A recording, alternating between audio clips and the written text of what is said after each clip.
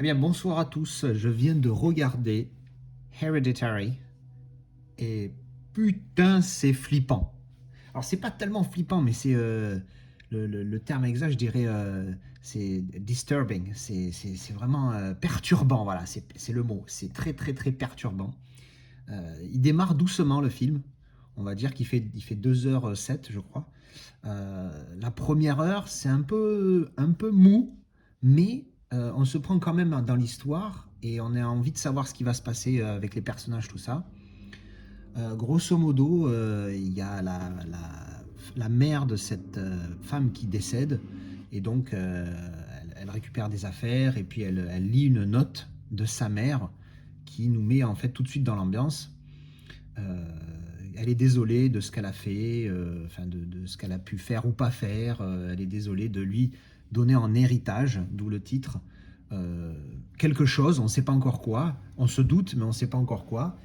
Et après, il y a le développement de l'histoire et ça va assez crescendo. Alors, on est vite accroché parce que c'est, comme je l'ai dit, c'est très perturbant. On s'accroche au caractère parce qu'ils sont très bien joués par les trois acteurs principaux, les quatre acteurs principaux.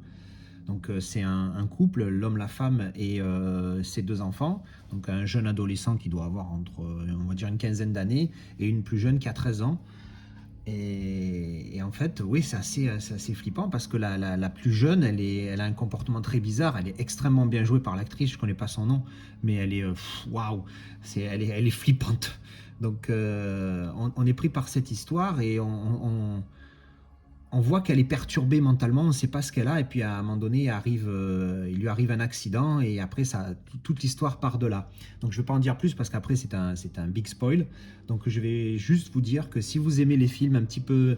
C'est pas un film d'horreur, c'est pas un film de peur, comme on peut le dire habituellement, c'est vraiment un film où on est happé par l'histoire, et même si au début on se dit ah c'est pas terrible, c'est un peu mou, ça va jamais démarrer, ça démarre et après on est dedans et c'est assez voilà, c'est assez perturbant et c'est ce qui plaît dans ce genre de film. Donc voilà, après niveau qualité du film en lui-même, sans parler pardon, niveau qualité d'image et de son, encore une fois le son, bon, il n'y a rien d'exceptionnel à souligner, j'ai pas le home cinéma nécessaire pour juger ça.